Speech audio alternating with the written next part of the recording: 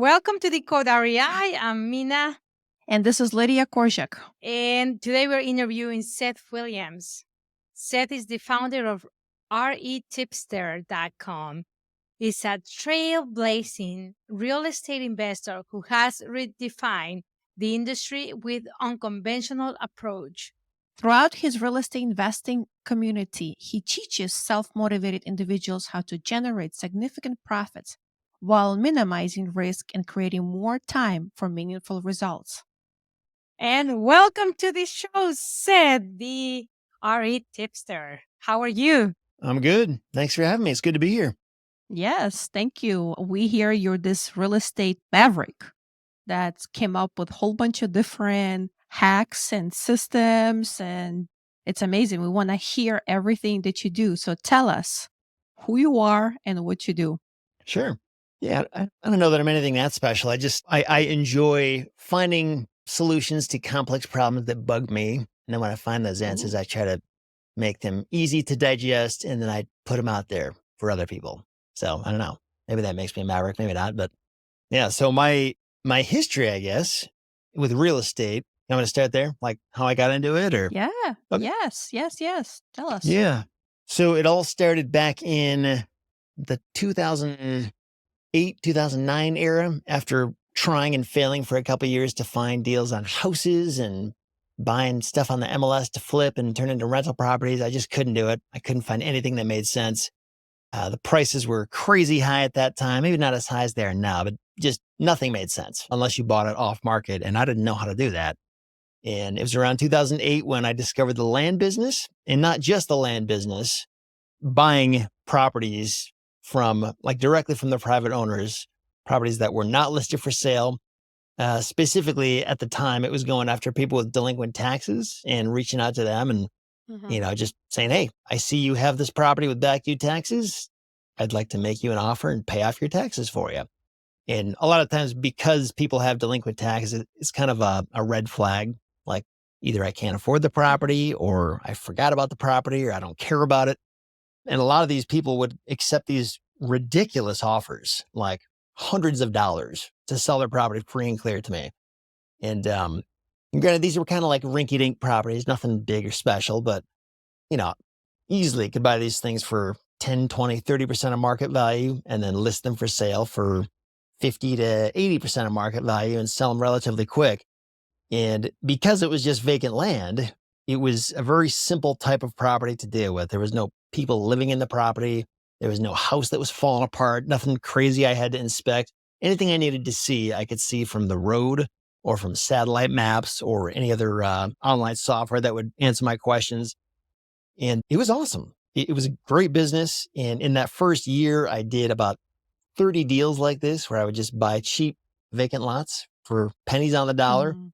And I, back then, especially even today, but back then I was very risk averse, and my wife didn't want me to take out a bunch of loans to flip houses when I didn't know what I was doing. And she was Mhm. so right. I mean, it would have been a disaster if I tried to do that. Even now, I'd probably have a hard time with it. But land was just a lot simpler than that. I didn't have to deal with all that stress and race against the clock and all that stuff. And I could start with, at the time I had about $3,000 to my name. That was all I had. And that was enough to buy Wow. my first property with no loans and sell it and like triple my money and do it again and again and again. So I liked that I didn't have to already be rich to do this, and I didn't have to go into debt and take really dumb risks to do stuff that I didn't know how to do. And yeah, and I, to this day also, like land has always been a part-time endeavor for me. It's never been something that I've done full time. And that's another thing I love about land is that it can be whatever you want it to be. It can be something that you just work on in your spare time, on your nights and weekends, and you can make a pretty healthy income from that. Or if you want to do it full time, you can make potentially millions from it. So it just depends on your appetite and your budget and what you want to do. So yeah, that was my foray into the land business. And for me, land has kind of been like this amazing cash generating machine where, without a ton of risk, without a lot of upfront capital expenditures, you can make some pretty good money at it. But it's kind of a hamster wheel. Like you have to keep pedaling or it's going to Mhm. stop. And one way to sort of offset that is to sell properties with owner financing, which is a very common thing in the land business. And it makes sense for a lot of reasons because financing can be difficult with vacant land. But even then, even when you sell properties with owner financing, those will pay off at some point. So it's not a permanent source of income. So, what I kind of want to do is take my money from land and divert it into more permanent sources of income, things like self-storage and that Hmm. kind of thing. So that's what I've been working on for the Okay. past couple of years. And all along the way, as I've been doing this, I've also been running a website called RE Tipster since 2012, which is kind of just this Hmm. like an organized brain dump where I, take lessons I've learned, things that have worked for me, things that have not worked. If there's software I'm using that's working well, anything like that, I can make videos and blog posts and just let the world know about them. And my goal in doing that is to make it much easier than it was for me because there were a lot of things I struggled with, a lot of things that were not spoon fed to me, a lot of answers that I just had to figure out the hard way. And I know how helpful it would have been if somebody had just showed me flat out, do this, not that. And so that's what I try to do to the extent that I can. I'm always a little hesitant to give people a black and white answer. I try to give them all the information so they can make their own decision. But still, the idea is just to make them aware of things that they probably were not aware of previously. So that's another thing I've been doing all along. I have a couple of questions. The first one is a little bit more technical. Yeah. Where did you find places to sell your land? And what other places can people find land or buy land? And then the other one is I have tried to create content myself, and it requires a lot of discipline. Yeah. As you were talking, I was thinking, did you start with real estate and then found your path and what you really love to do with creating content and sharing it with the people? Yeah. So for me, we were talking a little bit before we started recording here. So the reason that I got into blogging and that kind of stuff was because I found somebody who had a big impact on me. His name was Pat Flynn, and he, was running a website called smartpassiveincome.com, which has nothing to do with real estate. But I discovered him in 2012, shortly before I started RE Tipster. And I was just amazed at what he was doing because he was putting very good, high quality information out there, like stuff that I would have paid for, but it was free. And I never felt like he was selling me on anything. I really liked his personality. He didn't seem like an arrogant person who was, trying to tout how amazing and rich and wealthy and all the stuff that he was. He just was a normal guy, just helping out. And he was making a lot of money doing it, even though I never felt like I was being sold on anything. And I kind of used him as a model for I want to be that guy for the real estate world for what I know. I don't know everything, but when I do know something, I want to sort of bottle up what he's doing and do that on RE Tipster. And it's not that hard to come up with content ideas as long as you're actively in the business and you're in the community and you're well aware of what's going on with the things that people are currently struggling with right now. Because when you're, Hmm. in tune with that and you're constantly aware of ooh, this is a pain point, or oh, this thing over here, this makes people almost want to quit. It's so hard. Let's try to find an answer to that problem. Or even if I can't find an answer to the problem, let's just acknowledge the problem and say, look, I don't like this either. This is hard. Let's just commiserate together, that kind of thing. But it helps people feel like they're not alone. And it gives them answers to a lot of really perplexing questions that are going to be difficult if somebody doesn't show up and kind of give them some hints here and there. So for me, it's not that hard to come up with ideas. And, fingers crossed, I still love doing this. It is a lot of fun for me. I can't wait to get started working in the morning. And when you enjoy what you're doing, it's a lot easier to stay on top of it and stay disciplined and stay organized and keep plugging away because especially when you can start to see feedback from people and you see wow, that person's life was changed from what I did. And that person was able to pay for their kids' college because of something they learned from RE Tipster. And that person paid off their college loans and they quit their job, stuff like that. It's okay, this is important. I need to keep doing this. This isn't just some pointless hobby that nobody cares about. This is actually making a difference in people's lives. So that makes it a lot easier to, keep going. That is great.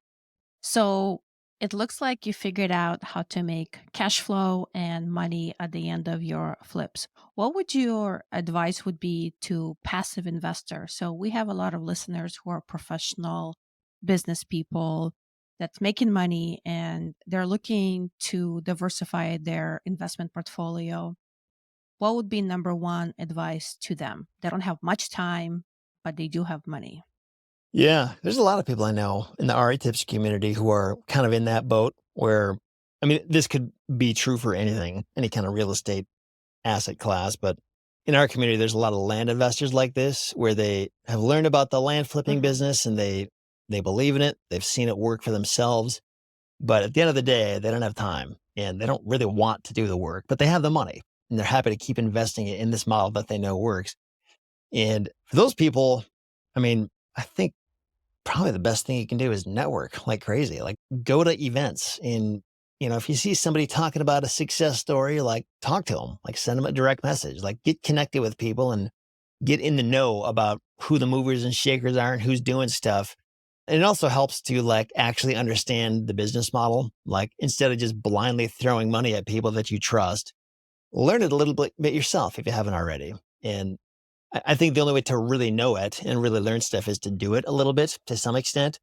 If I was going to partner with another land flipper on a deal they were doing, like you better believe I'm going to be looking over their shoulder and making sure that I trust them and that they've done their homework and I'm going to do my homework for them just to make sure we're all on the same page. So I think just immersing yourself in the business, being in those communities and groups and keeping your eye out for what's going on? Who seems to know what they're doing? And I know just going to a few networking events, like the ones that are specifically focused on that exact niche of business. So, like, for example, at Bigger Pockets or something like that, like you're going to find anybody and Mhm. everybody. But if you go to like a self storage Mhm. convention or something, like they're all there for the same thing. Like they understand the same business model. They may have different like offshoots and that kind of thing, but there's at least a common thread that's binding everybody together, and it's fairly specific. So you could start there too. Yeah, I am most impressed with all the content that you're throwing out there. You've been Thanks. to bigger pockets and all the big places, really. I want to know, and I thought Lydia was going to ask this question, but I want to know who is in your team creating content? Yeah, it is mostly me. I've got a few writers that I work with on an ongoing basis because I've seen their work and I know them and I trust them and I like the kind of stuff that they make. But yeah, I mean it's mostly me. So I've tried to outsource this stuff, believe me, but it is hard to find people who know how to write well and they also have relevant experience. They're not just like mimicking what somebody else said Mhm. on the internet. Like they actually have done this and they have real thoughts on the subject. It's funny. Hmm. You can find Yeah. like the best, most successful real estate investor in the world, but maybe they don't want to talk about it, or maybe they're not a good writer. So just because you have one doesn't mean you're the other. So I don't want to think I'm a unicorn. I'm sure there's plenty of other people out there who can do what I do, but for whatever reason they don't, or if they do try to do what I do, they're not going to move unless somebody's promising them tens of thousands of dollars to do that. But I kind of have a different mindset. Maybe I'm weird in that way. I have this farmer mentality where I'm okay doing slow, long, monotonous work if I enjoy it. And I can do it for a long time if I think it's going to pay off eventually.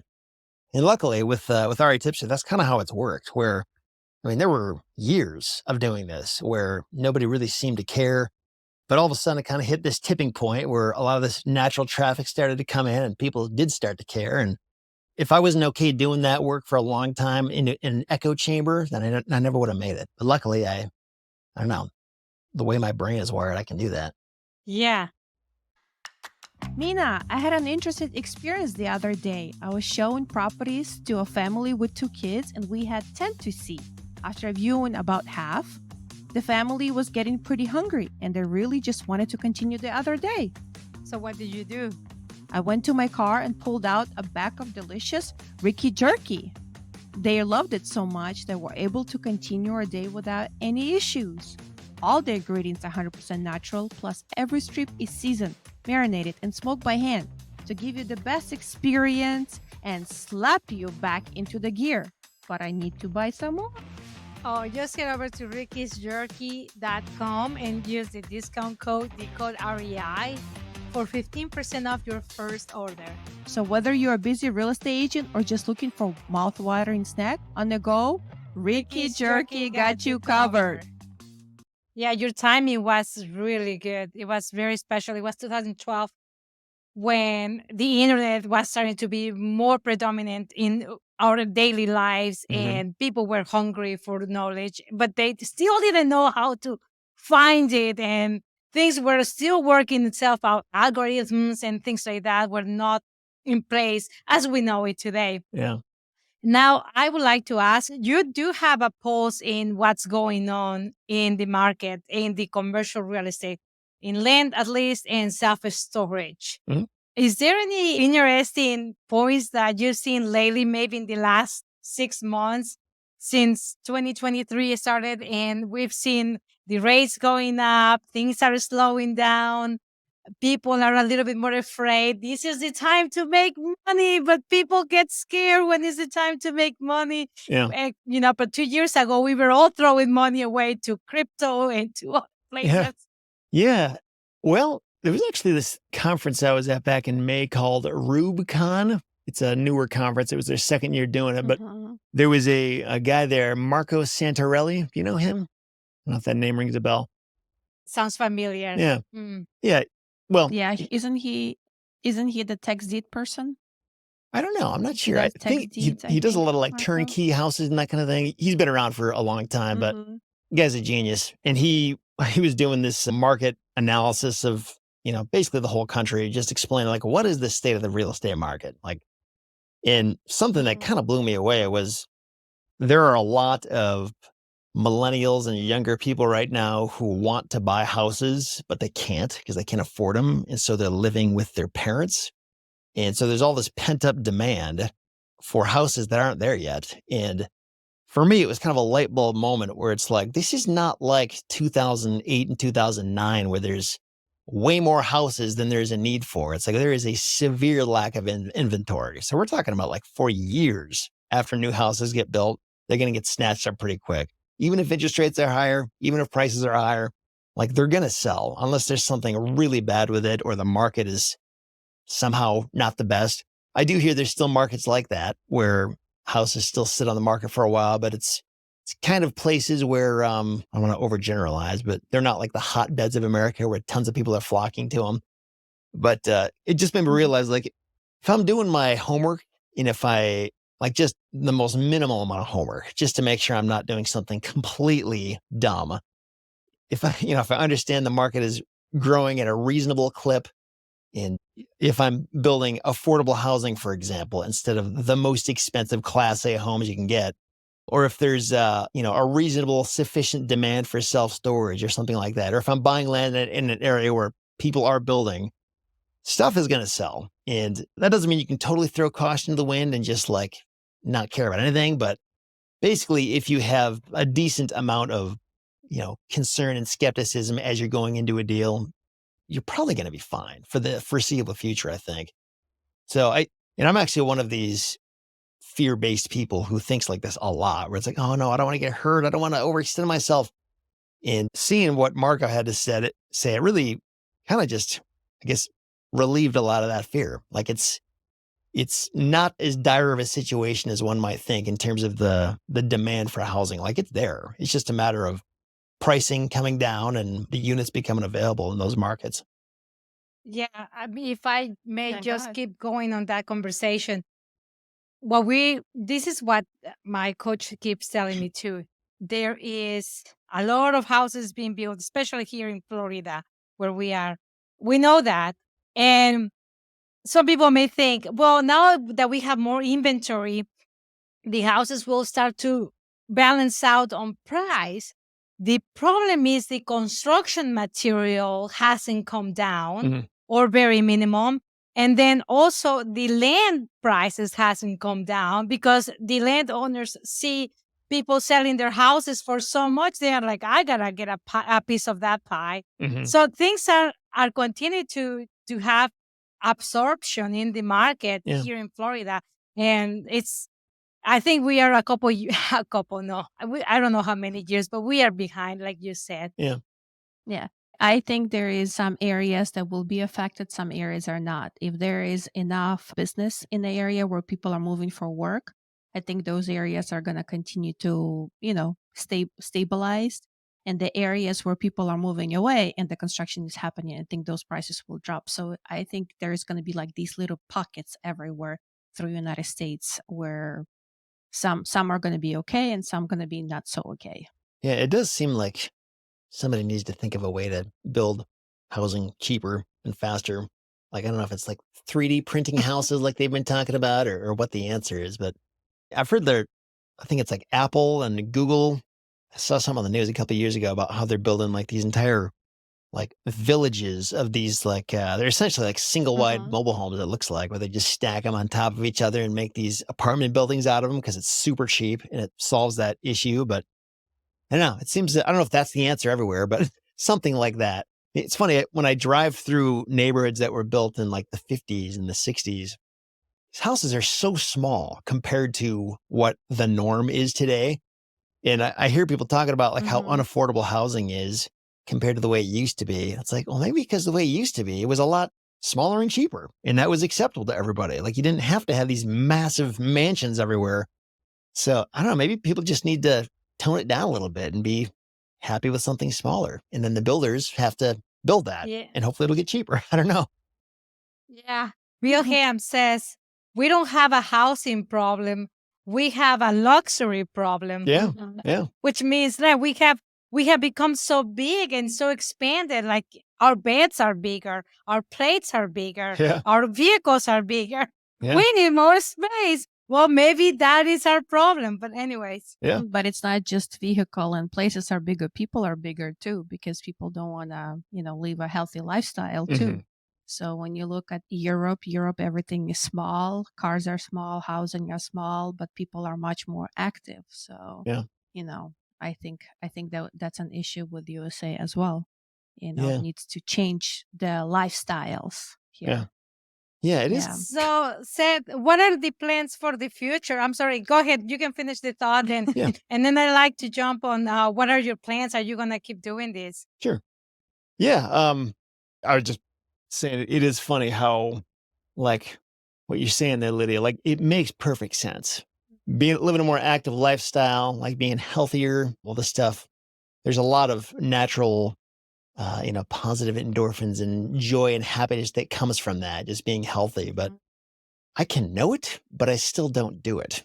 Like I still have this thing in me that sees like a mansion and thinks, man, wouldn't it be cool to own that? Or like a Ferrari. It's like, wow, I want to own that. It's like, I know better. Like I know this won't make me happy. Why do I still want it? It's just weird.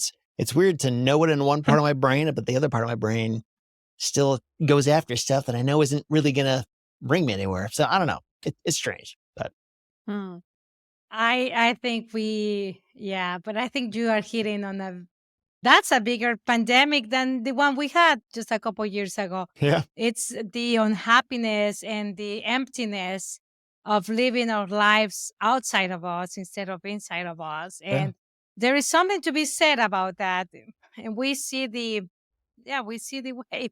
Well, actually, Mina, you know what comes to mind? The economy of money.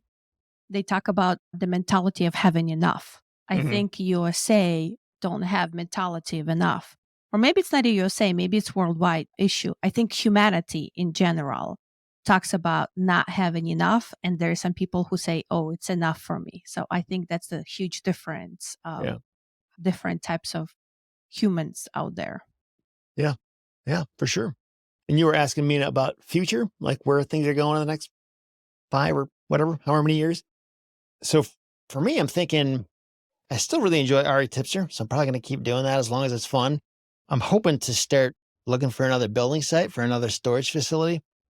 I never really know how that's going to go, like if I'm going to find that or if I'm going to find an existing one to buy or what. But resuming the search and continuing to try to find those opportunities out there. And I kind of have a unique advantage in that understand how to find cheap land.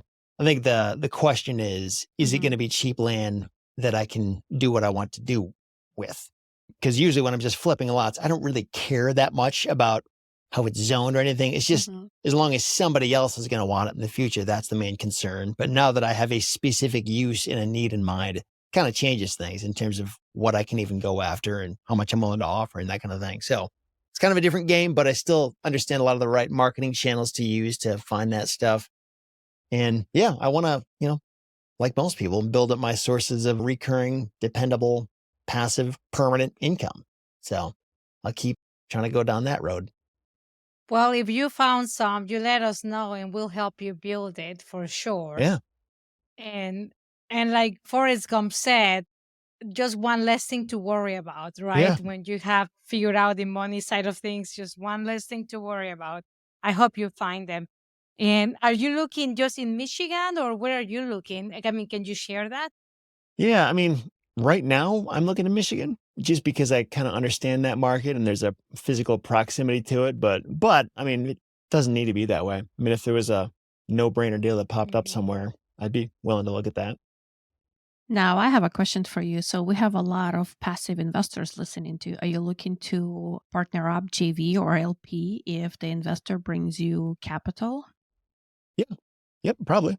Yeah, I guess that's a good question. Because in my brain, I have like this idea of what a normal deal looks like, and it's something that's maybe Hmm. $2 to $5 million, something like that.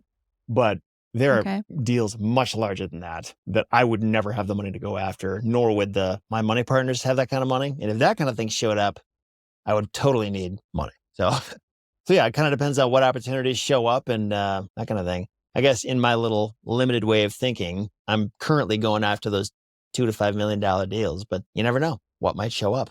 So yeah, That's right. You never know. You never know. Somebody might listen to our podcast and be like, I want to deal with Seth. yeah, By the way, people go check out his website. It's amazing. A lot of content, a lot of information, his YouTube as well. And Seth, how can people find you? yeah. Well, yeah, I appreciate that, Lydia. And retipster.com, that's the main kind of home base where everything is. But if you're on any social media anywhere, just look for RE Tipster and you'll find me there. And feel free to reach out and happy to talk to you. That's great. Thank you for coming and thank you for sharing your thoughts and everything that you do. You bet. Thanks for having me. Thank you, Seth. Thank you.